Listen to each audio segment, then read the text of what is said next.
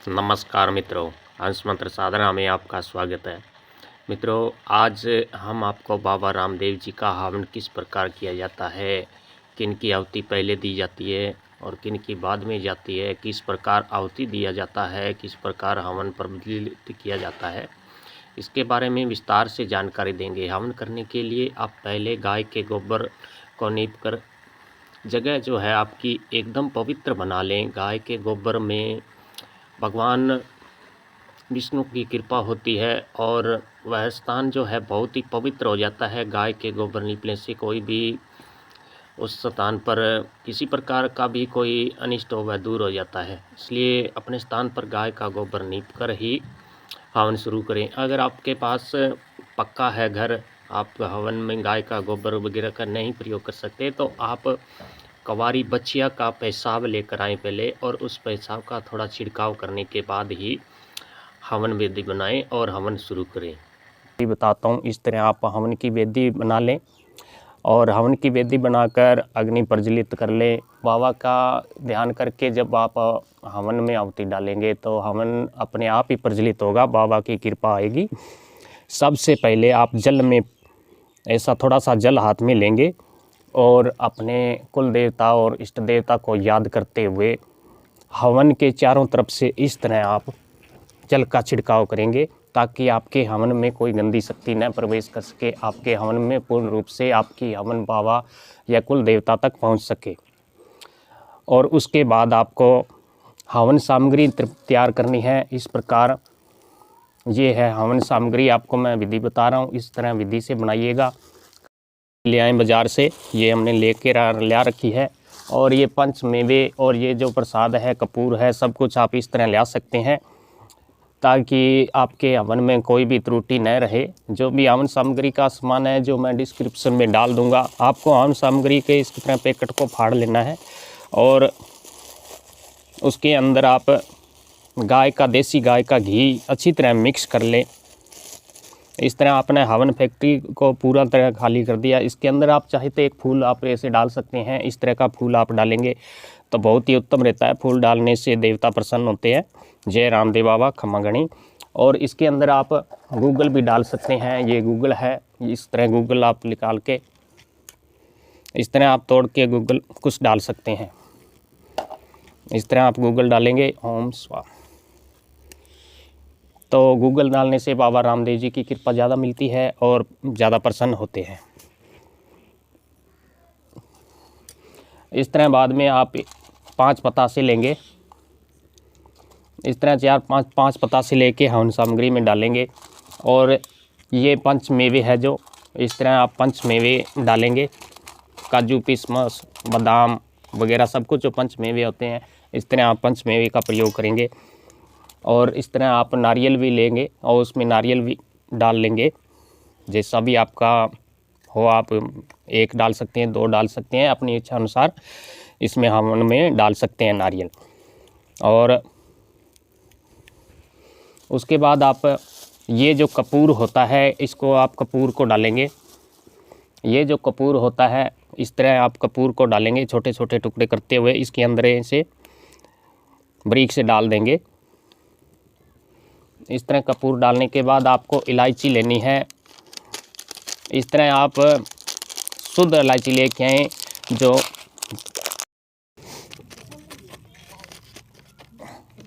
इस तरह आप इलायची निकाल लेंगे इस तरह, और उसमें से आप जितना चाहे उतने जोड़े डालने हैं इलायची के, चाहे 5 डाल लो, 4 डाल लो, जितने। हम तो इसमें 2 जोड़े डाल रहे हैं इलायची के, ये 2 जोड़े इलायची के हो गए। और अब आप लौंग डाल सकते हैं। इस तरह आप ये लौंग हो गए, तो इसमें आप 1 जोड़ा लौंग का ये हो गया और 1 जोड़ा लौंग का ये हो गया, तो इस तरह आप लौंग जोड़े डाल सकते हैं। और अब इसके अंदर आप घी मिलाएंगे अच्छी तरह, गाय का घी।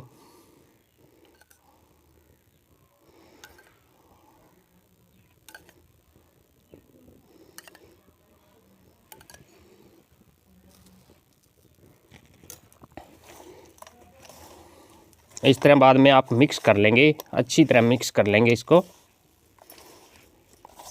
आप चाहें तो इसमें तिल मिला सकते हैं। और हवन की सामग्री जो होते हैं तिल होते हैं। जैसे आपने जौ लिया, अगर आप 20 रुपये के जौ लेते हैं तो आपको 40 रुपये का तिल लेना होगा और 60 रुपये की चीनी लेनी होगी इसके अंदर मिलाने के लिए। और अन्य अपनी इच्छा अनुसार और भी कोई पवित्र चीज़ें आप इनमें वस्तुएं डाल सकते हैं। तो सर्वप्रथम आपको हवन करने के लिए इस तरह ये हवन सामग्री हमारी तैयार हो गई है। ये हवन सामग्री है, तो ये हवन सामग्री है, इससे 2-3 माला का हवन हो जाएगा। करने के लिए सबसे पहले आपको संकल्प लेना बहुत ज़रूरी है। संकल्प लेने के लिए हवन जो है अपने देवता के निमित्त पहुंचता है।